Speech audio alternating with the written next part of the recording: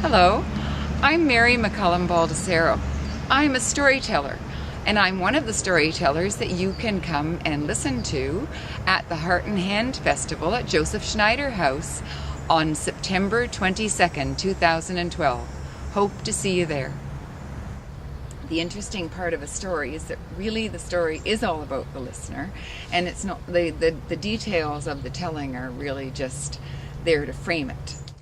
The audience, the listener, has a responsibility in story because the words might come from my mouth, but the picture comes from the listener's mind.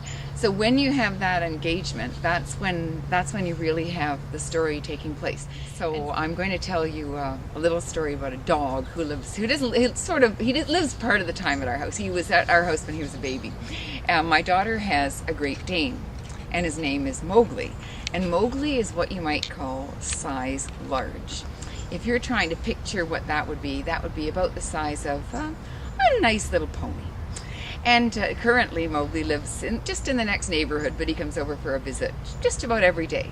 And one Saturday recently, we were having some friends over for supper, and everyone had brought something, and we'd just cleared away the first course, and we were serving dessert.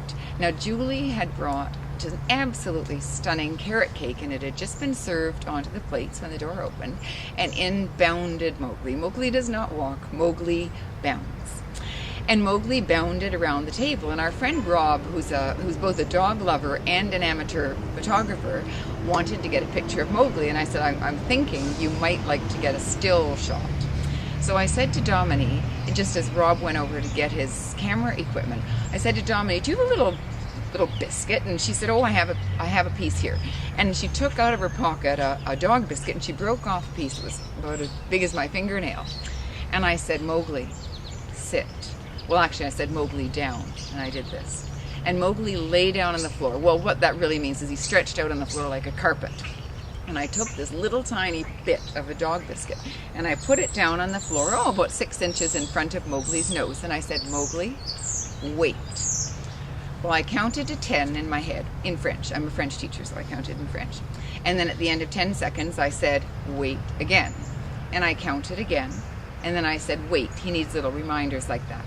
I did this one more time, and after he'd been down there about 30 seconds, I said, go ahead.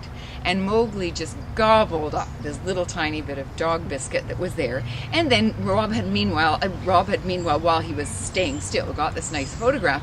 And when he got up, he looked with great interest at the table, and he leaned his head, for he doesn't even have to, there's so much of him, he's halfway over the table just by moving forward. And our friends around the table said, what did you say to him that he would stay still for so long, and then finally he knew that he was able to go, he was able to have the biscuit?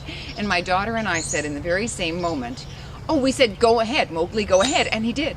And he cleared the dessert right off the table.